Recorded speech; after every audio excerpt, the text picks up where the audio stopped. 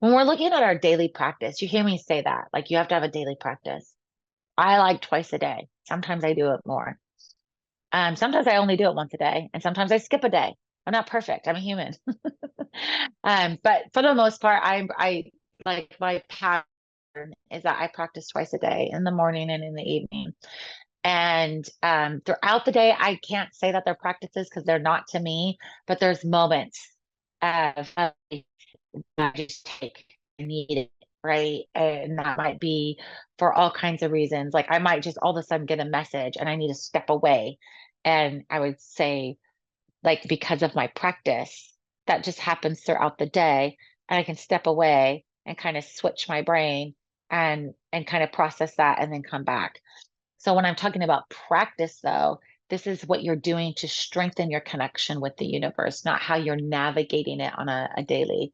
And so when you're looking at your daily practice, I really want you to identify what works for you. When we are in spiritual pathfinders, what I do is you've gone through all this foundational training, and at the end, I get permission from you to do a scan and and then I also pull your astrology chart and then I give you a consult. And part of that consult is what your daily practice should be. But I always believe that everybody needs to have a physical piece to their practice. If that is yoga, Tai Chi, Kiwan, like it, I don't care what it is. You need to have a daily practice. For one of my students, it's running. They'll just go and do like a walk and get up to the pace of a run, and then they have a cool down of a walk. And that is that daily practice of like moving the body because your body's energy. So I want you to have some type of a physical practice with your daily practice. Again, don't care what it is, but you need to have it. It's a great way to wake up your body in the morning. It's a great way to get that energy flowing. Any stagnant BS that builds up in your body overnight flushes out. And so you get like a flush. And that's what your body's doing at night is it's flushing the system. And so it's just a great way to clean that out. And then I also like some type of a practice that is quieting your mind.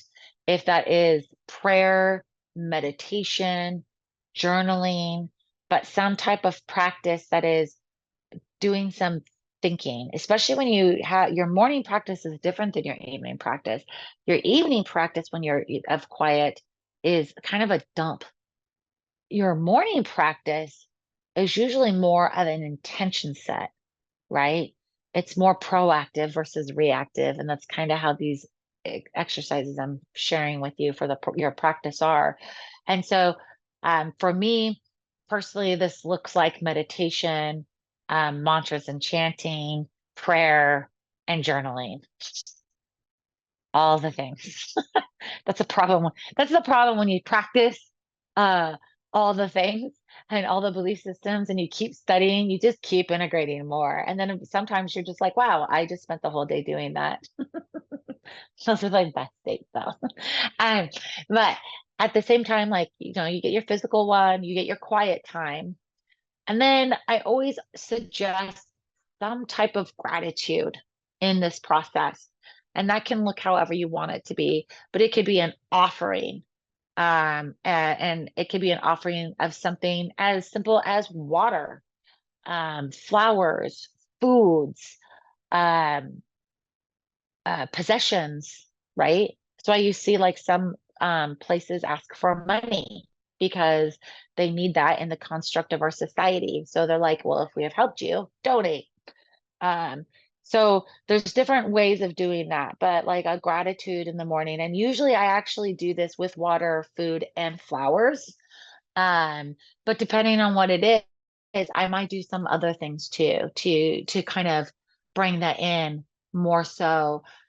Because different practices and different like deities and guides and angels, they actually will start telling you like, oh, I want this, right? And I'm like, ah, all right.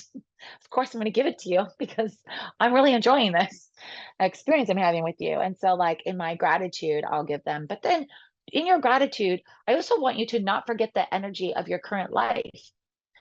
I mean, the people in your current life, the life you have, the fact that you have a life, right? Put those gratitudes in there too. And it's really easy to create and develop your own daily practice. I just gave you a lot of options. Do not do all of them. This is not, there's no achievement award, right? No one knows. This is between you and what your beliefs are. So when I say this, when you're developing it, I want you to do it over time. Because if you try to shove too much in, you're just going to stop doing it. The practice I have now is way more complex than it's ever been in my life. And it continues to expand where there are days, sometimes multiple days, that I will just be gone doing this. Um, what I would suggest doing is just start with one and build from there. And also be realistic. Look at the amount of time you have every day. The reality is we don't have a lot of time. And the reality is I spend so much time doing this because this is a part of my purpose. My purpose is not necessarily yours. So for you, you might be looking to grow your intuition and your connection with the universe for your own peace, your own bliss. Or maybe it's for your family and those society that is around you, right? So it just depends on what your goal is for how much time you really need to spend doing it. I can tell you, every decade it's been different. There were times where I just would pray. That was it. Just a real quick pray in the morning. Like, let's just get through the day and not make a muck of it. I would swear right now, but I don't want my third. But you get the idea. And then there's been other times where I would meditate, times where I did yoga. In the 90s, I actually was going to like a yoga studio. So I was only doing yoga like 3 times a week in the evening. And then it, like, as I evolved, it really wasn't working for me. And so I started doing my own yoga in the morning after I became a yoga teacher and was like, yeah, I'm just going to make my own yoga based off of spiritual practices and enlightenment and hence Kundalini yoga. And so I started designing yoga practices in the morning myself. My own practice is quite complicated now. There's 108 poses that I get through in 45 minutes. And that is not for everyone, right? But it just continues to evolve as you evolve.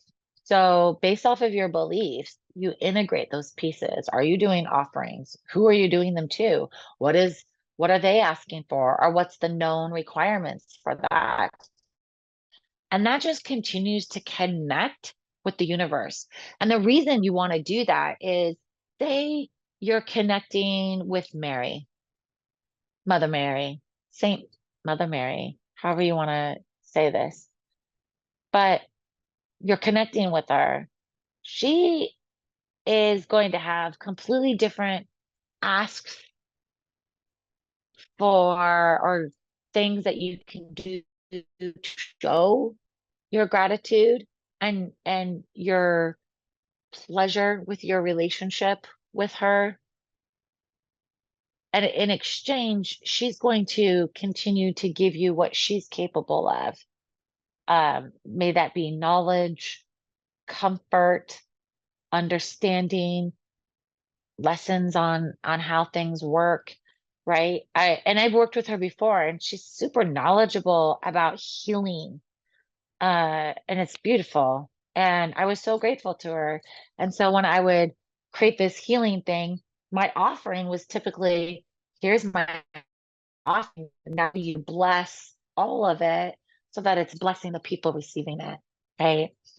And how it works.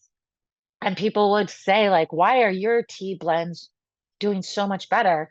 I can make the same blend or get it from someone else and it doesn't work the same. And I'm like, because it's the intention put into it. That's what Reiki is built off of, right? Is that healing energy from the universe. It's the same concept when you're working and strengthening your practice in the universe. It's intentional walking in nature. It's intentional intentional everything, right? From your incense to what knowledge you're consuming, to being grateful for the trees, for the birds, for the rain, the sun, all those things. The gratitude of the human experience is a great way to just start connection with the universe. And then it expands from there because as you start communicating with the earth and the human experience on an energetic level, you start getting more expansion in the universal level, where different realms and dimensions are easier to tap into, and you can expand your learnings and knowledge from there. But if you do that daily practice, that is the only way you will actually strengthen your connection in any fashion of a pace that is realistic in achieving it in this lifetime. If that makes sense. Um, some people will have like different experiences from blunt force because they're supposed to be on a different path, right? You hear all these people that have like these near death experiences, like myself. And it's because we're on the wrong path and we come back. And they always come back with, and my life changed. And this is what I do now. And there's a reason for that. It's because they weren't listening. And I can tell you 100% every time I have died, it was because I wasn't listening. And yes, there's been more than one. So I wasn't listening. And it took me a long time. I was an adult.